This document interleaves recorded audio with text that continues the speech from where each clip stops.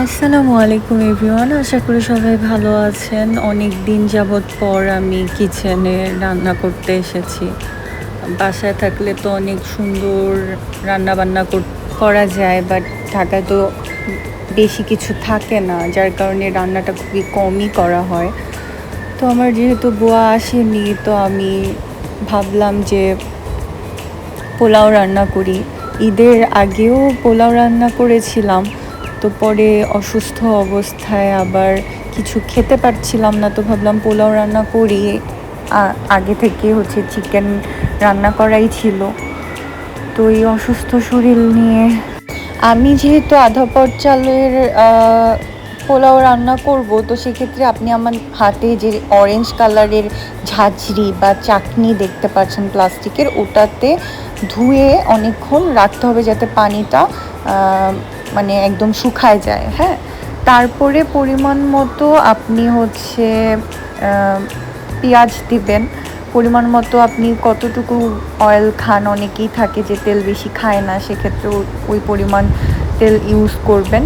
পেঁয়াজ দেবেন, সাদা এলাচ, দারচিনি আর আপনার তেজপাতা দিয়ে ভালো করে চালটাকে ভেজে নিতে হবে। চালটা ভাজা হয়ে গেলে আপনি নিজেই বুঝতে পারবেন যে চালটা ভাজা হয়ে গেছে। তো যেহেতু আধা পট চালের করেছি, তো আধা পট চালের জন্য 3 পট পানি দিতে হবে। পানি দিয়ে ভালো করে মিক্স করে ঢাকনা দিয়ে রাখতে হবে।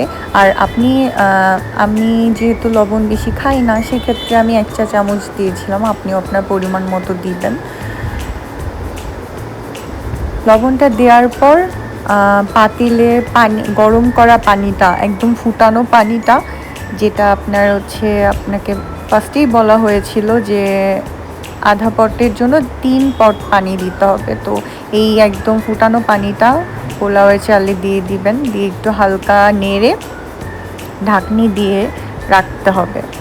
ঢাকনা দিয়ে রাখে একদমই জালটাকে একদমই কমও না, একদম বেশিও না, মাঝারি রেখে